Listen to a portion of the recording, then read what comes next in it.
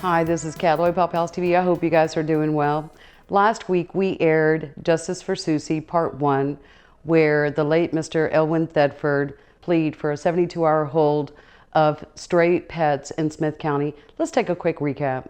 I got her as a puppy and took her to get all of the shots she needed. And then after 7 years of her loving me and my loving her, I had her leased to this area near the fence and working on my lawnmower.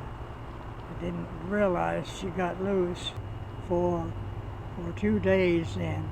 I knocked on doors until the police said no more knocking on doors. Then I did find the right person who had seen her and told me how they had loved her and cared for her, but someone called the county.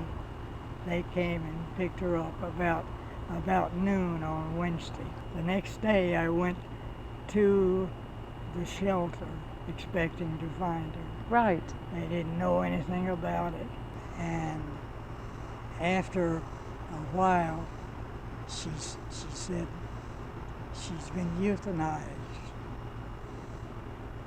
Why? Did she bite anyone? No, she didn't bite anyone. I asked to be able to pick up the body.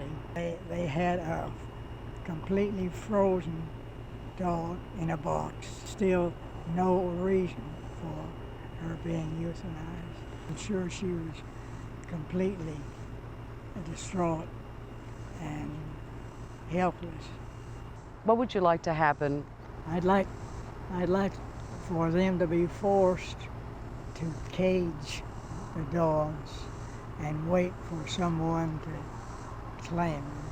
I called the next morning because I didn't get a response that night. So I called. Okay.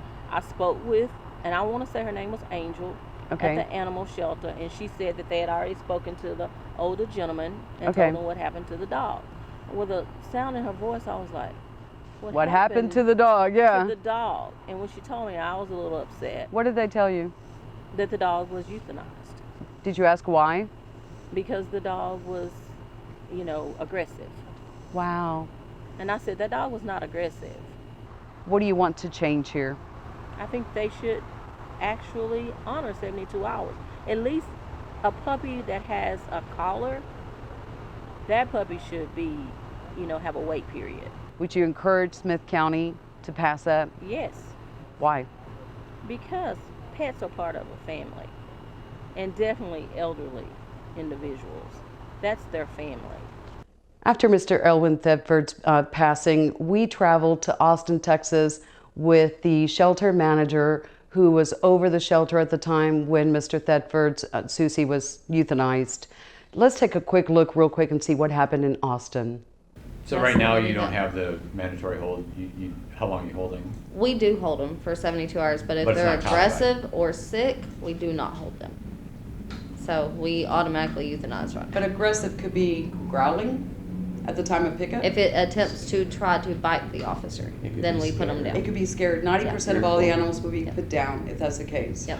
It's a said rule from the previous manager. Well, that- I just and- came in 3 years ago. Yeah. Right, but that's And so- a normal Texas Yeah. thing. It's Yeah. like understood in Texas that it's Yeah. 72 hours. Yeah. So Yeah. but unless you state that it's 72 hours or Mhm. 7 days or whatever your Yeah. city ordinance wants to be, your county. Yep. The same thing in Minnesota where I came from. It was 5 days mandatory, but 5 Mhm. business days. I ran a rescue up there. I could add it any way I wanted as long as I held a minimum of 5. I would, depending where the dog was brought in, if it was, on either side of a weekend or a holiday, I just held it extra because I had such a high return owner Yeah. rate. Most people came to me looking for their dog, so I didn't want to adopt it out right away if it was going to go, Mhm. if I knew it was going to have an owner. So Yeah. I could hold 7 days, I could hold 10 days, I could hold it for a year, it didn't matter. County didn't care. Yeah. It was after 5 days, it was my property. Yeah. Period. So Then it's easy to get everything.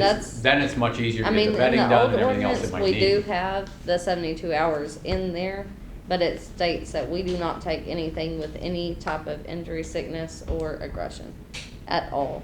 So anything that could potentially be a hazard to the employees.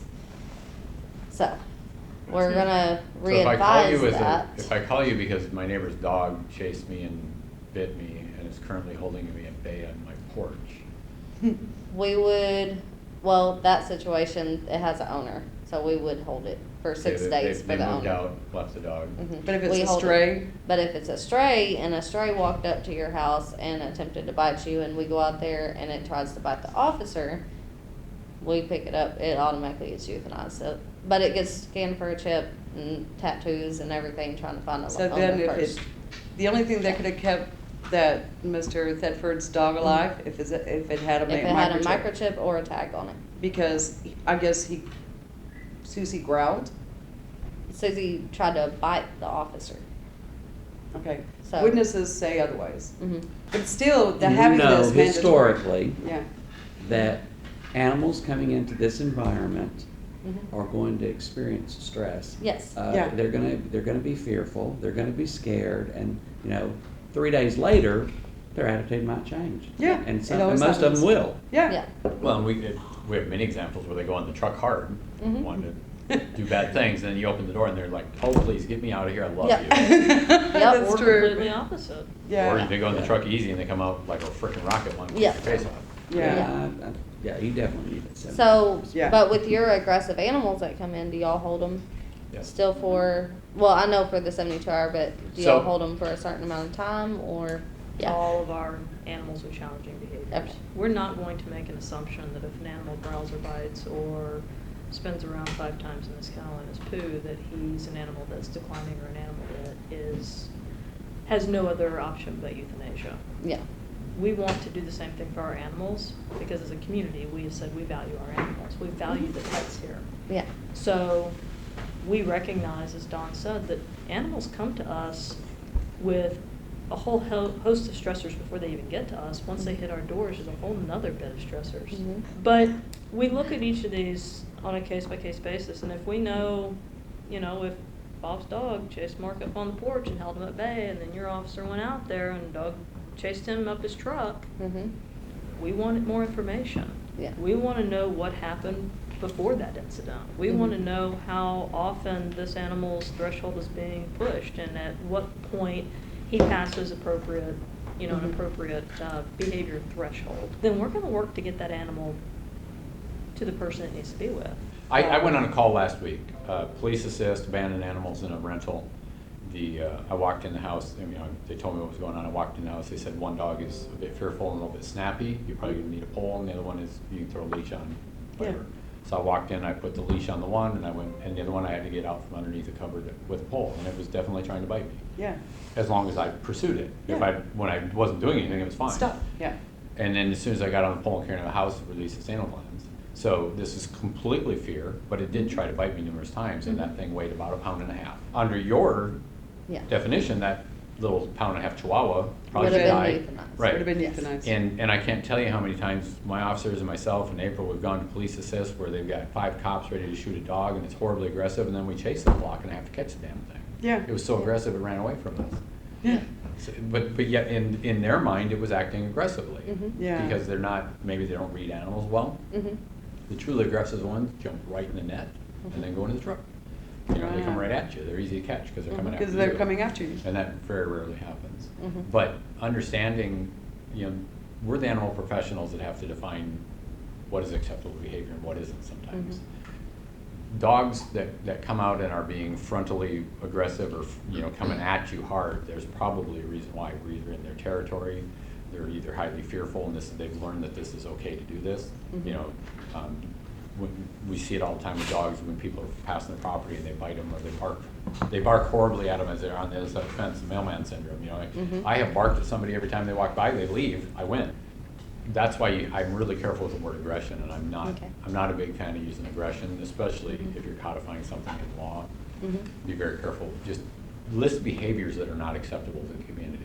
Okay. And that behavior is pursuing, biting with a dog that bites because somebody went on the porch and laid a package down is completely different than a dog that shot off the porch and bit the UPS guy in his truck. Yeah. Those are two different dogs. Yes. Yeah. Correct. One is much more dangerous than the other, but they both can inflict damage. I absolutely love what you guys are doing here, and I hope that more people get to see the example that you're setting. Well, it all comes down to that commitment to engage and build trust in your community, meet them where they're at, and help build them up. Being a partner. Be more You're not there to transparent. solve the issues. Yeah. You're there to partner with them. Yeah.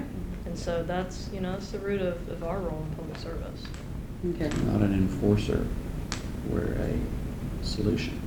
There you go. I have a new ordinance in my hands that was created by the shelter manager.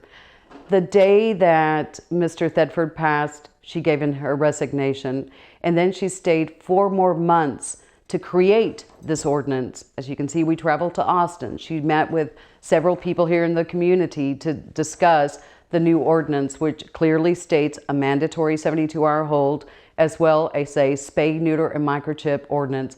Why is microchip important? Because had Susie had a microchip, she would have been scanned at the time and there would have been no questions. Whether she was aggressive or not aggressive, she had a chip, and then they would hold your pet. So I think that the very first thing that we need to look at is, why did this ordinance not pass yet? January the 28th, we were scheduled to go in for a vote, and at the last moment, it was postponed. And then, of course, time passed by, the new shelter manager started. The county commissioners, from what I understand, were allowing the new shelter manager to make the decision to review the ordinance to see if it needed to be passed. In all fairness, we got hit with COVID-19 in the beginning of March, so that has delayed things.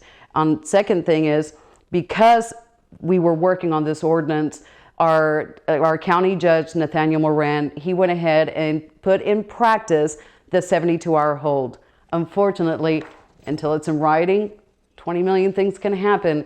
And so far, I haven't seen any dog tell me that they got the memo that that ordinance was on a 72-hour hold practice. We need to pass this ordinance so that this never happens again. Now, I know how we can resolve the microchip situation. Go down to the Tyler Animal Control Shelter, speak with Sean Markman, the shelter manager. He is excellent. He has done so much to microchip pets so that they can return them as soon as they come into the shelter. Without this, you're taking the risk that your pet may not get back to you. It's $10 for a microchip. It's registered. Your dog gets back to you. I had to tell you that if anything happened to any of my dogs, I would die just like Mr. Thedford did. I wouldn't be able to handle the pain.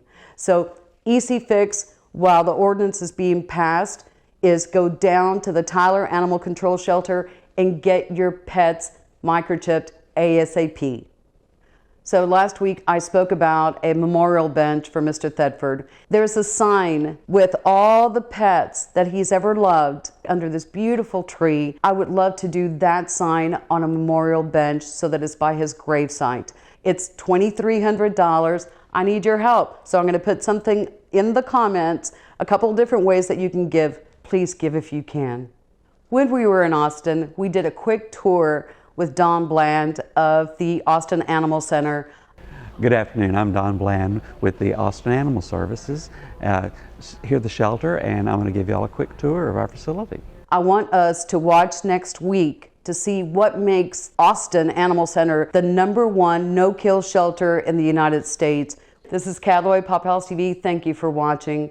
Remember, be kind to your animals, spay, neuter, microchip, and if you have a problem, call us. We'll see you guys next week after 5 p.m. I have a full interview with him where he tells me how hard this is for him.